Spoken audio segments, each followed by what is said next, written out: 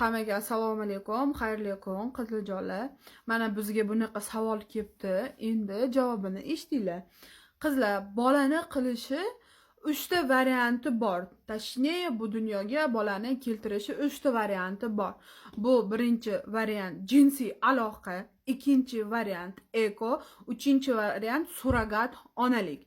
Nima farqi bor? Birinchisi jinsiy aloqa. Bu degani o'zingizni matkangiz, endometriyangiz, follikullaringiz joyida bo'lsa, eringiz ham hech qanaqa kamchiligi bo'lmasa, jinsiy aloqa tomonidan farzand qilishingiz mumkin. Bu birinchi variant. Ikkinchi variant bu degani eko degani. Eko bilan surrogat onalikni ko'p kishi almashtirishadi. Ekoni men hozir sizlarga tushuntiraman. Ekoda erkak kishini yoki o'zini erini spermasini ishlatishadi, keyin boshqa erkak kishini spermasini ishlatishadi. Bu biologik ona o'zi tanlaydi. Ekoda ayol kishi 1 oy davomida lecheniya oladi, dori-darmonlarni ichadi, keyin operatsiyaga kirib ketadi. Operatsiya qilganda общий narkoz beradi. Общий narkoz bilan keyin matkadan tuxum donlarni va follikullarni oladi. Tuxum donlar bilan follikullarni olib, sperma bilan chaqlashtiradi. Keyin o'sha embrion bo'ladi. Embrionni onani o'ziga ektiradi. Bu degani ekoda biologik ona bu o'ziz degani. Вот. Endi surrogat ona nima degani? Surrogat ona bu как inkubator degani. Surrogat onalikda hech qanaqa jinsiy aloqa qilinmaydi va hech qanaqa eko protsedurasi bo'lmaydi.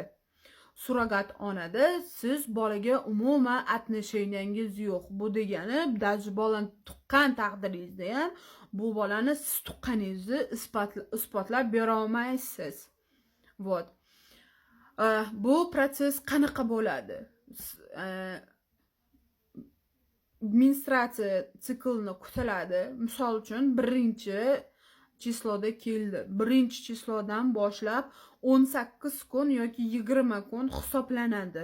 Shu kunlar davomida siz 4-5 xil dori ichib yurishingiz kerak.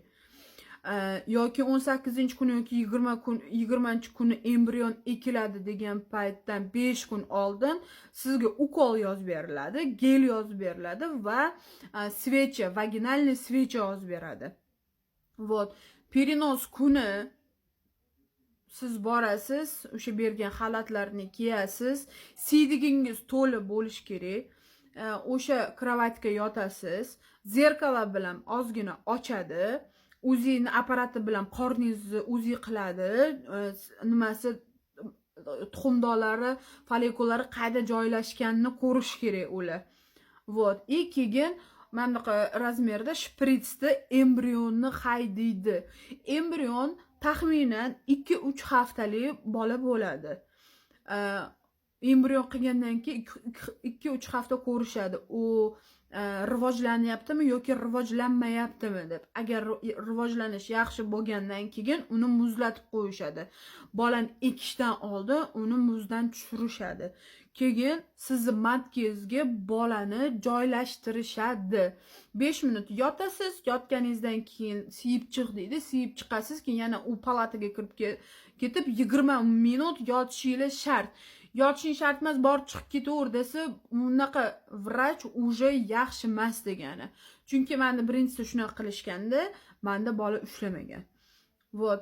Keyin переносda 10 kun oldin og'ir narsa ko'tarish mumkin emas. Og'ir narsa ko'tarsangiz, bachadoningiz tushib qolishi mumkin. Вот. Shunda farq bor. Надеюсь, ishonch qilamanki, men sizlarga normalniy informatsiya yetkazib bordim. Qanaqadir savolingiz bo'lsa, iltimos bemalol berishingiz mumkin. Men sizlarga javob beraman. Tushundinglar? Eko boshqa narsa, jinsiy aloqa boshqa narsa, surrogat ona boshqa narsa. Surrogat ona bu inkubator. Shu.